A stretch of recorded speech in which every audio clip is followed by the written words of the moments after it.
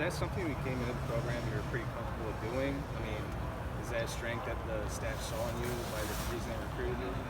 Yeah, I mean, I would say it's more kind of a versatility thing. You know, I actually played corner in high school, so man wasn't something that was new to me. But they threw me out there, and when you're at safety, you know you're going to be in the box, and sometimes you're going to be in coverage. So I think it's just a part of the job, honestly. I think you've only blitzed like maybe 2 or 3 times this year. I mean, is that something that you're kind of clamoring for? Is that I think every defensive guy, you know, wants that blitz. So it's kind of just whenever they call my name to blitz, you know, I'll be ready to go. The bullet, was that something that was pitched to you on the recruiting trail when you decided to come? Not really. No, it was kind of a my sophomore year kind of thing, and then coming in the spring this year, it was really official. So yeah, no, not really when I was being recruited.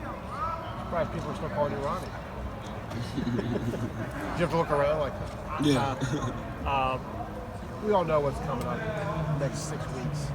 Give me a sense of the mindset on this team about your attitude, your mindset heading into this stretch run. I would say all the little things matter. You know, when you get up to those matchup games, that's when preparation takes over. You know, the team that's more prepared is going to come out on top. So, you know, we're just extremely focused and locked in on those little things and stuff like that. You know, it's a big deal to us. I'm sure it is to our opponents. I want to ask you about Matt Barnes. Obviously, the defense is transformed. How much of it is him? How much of it is natural maturation? Give me a sense of what he has, the impact on the game since he began calling signals. Well, I would say, you know, we don't really realize too much of a difference as far as the, you know, when they switch, I guess, from Coach Combs to Coach Barnes.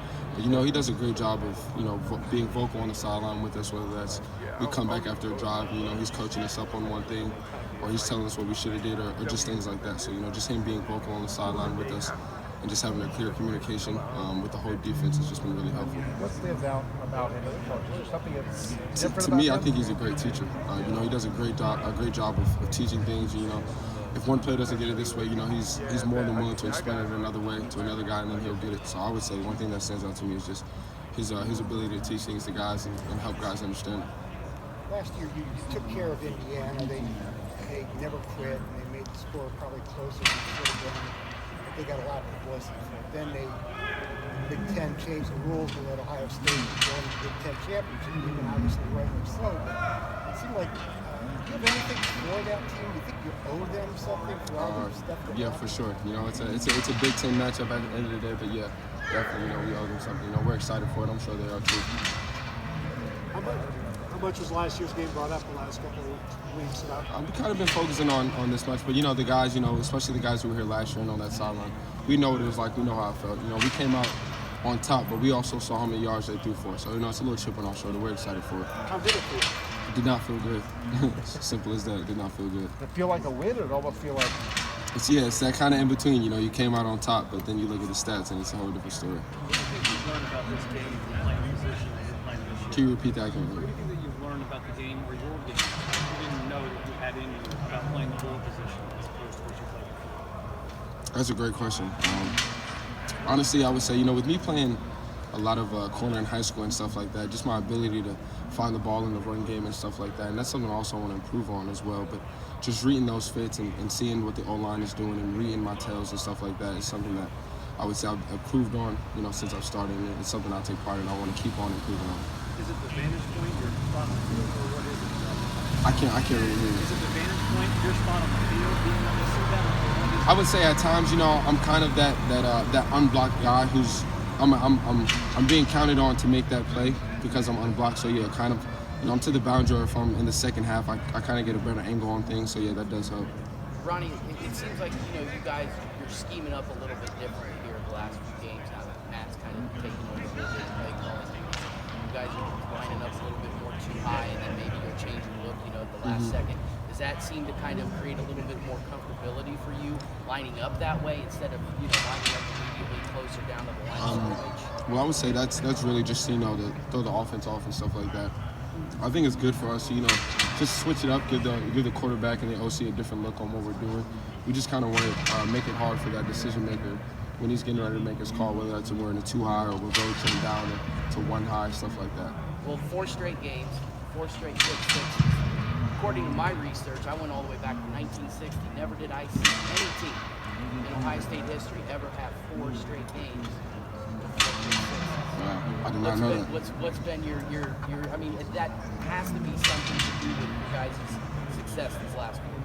Yeah, most definitely. You know, we take pride in that. You know, if you're able to, turn the ball over, that's already huge. And if you're able to put 6 on the board, that's even bigger. That kind of thing. So we take pride in it. And every week it's like, who's next? Who's going to be that guy? You know, we're all itching to make the play.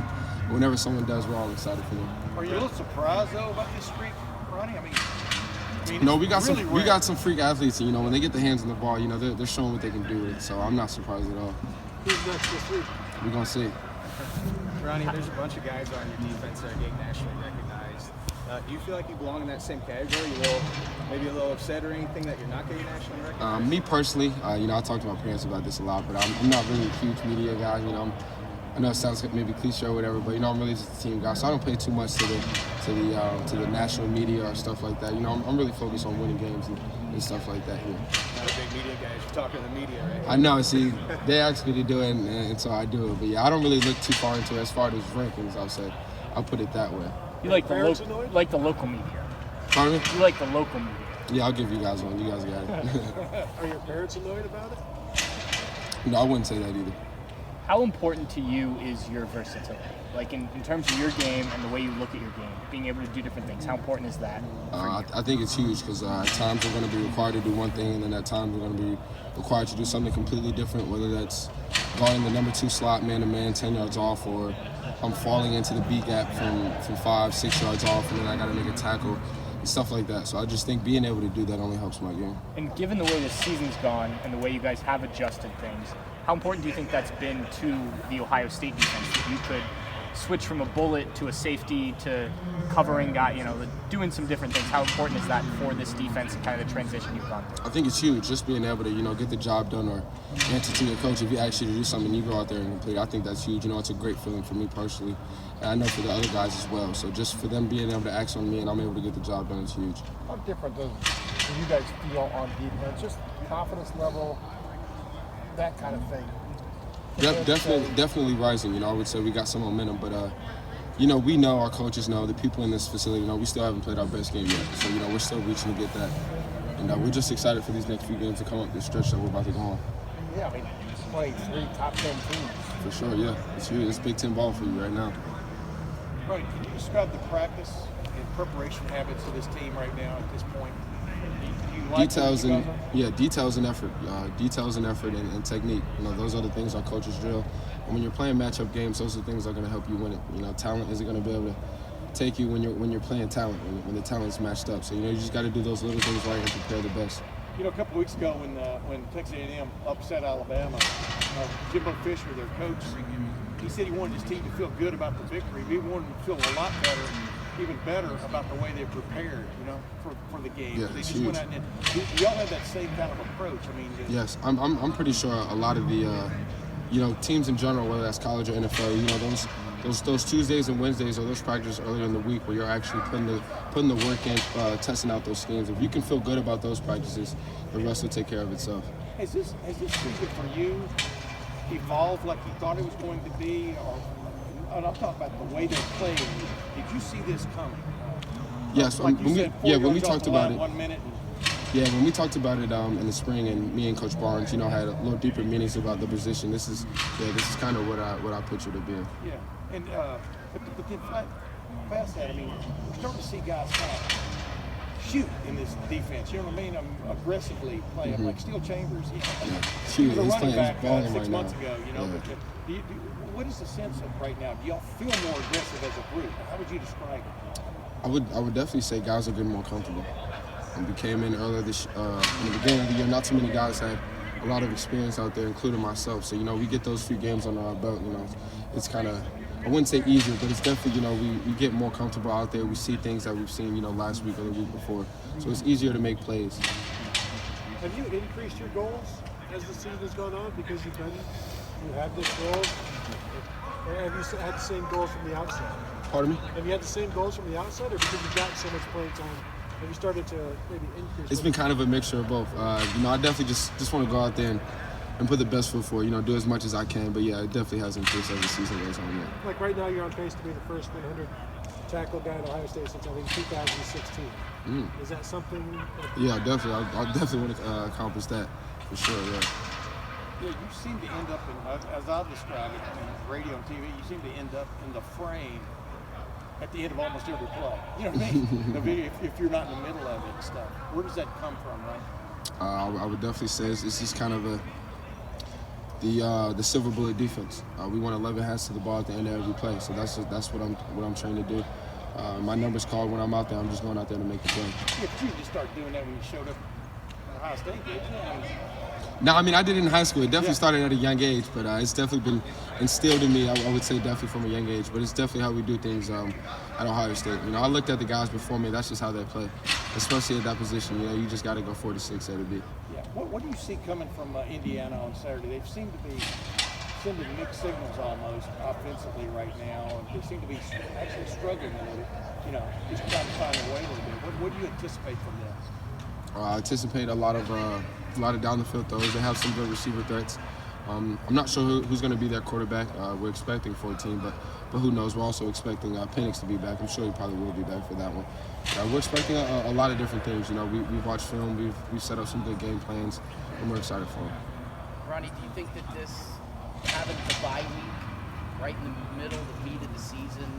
I mean, obviously, hindsight's going to be 2020. You'll see at the end if this having the bye week at this point was going to be at the perfect time. But was it kind of perfect up to this point as far as you guys moving a little bit? I would say so. Excuse me. Got a chance for a lot of us to get our bodies back. You know, it's tough being mid-season. You know, our bodies are beat up. So just that time to get off and rest definitely tough. You mentioned 14 at quarterback. That's Jack Tuttle, who was Chris Olave's quarterback in high school. Have you talked to him at all about what to expect from him? See, I did not know that at all, actually. Really? Yeah. I did not know that. Well, ask him that story. I definitely will. I did not know that at all. There's a story behind it. Is he in the same grade as Chris? Are they in the same grade? Yeah, I think so. They're right about it. I did not know that. That's how he ended up in high See school. the quarterback and Oh. Chris.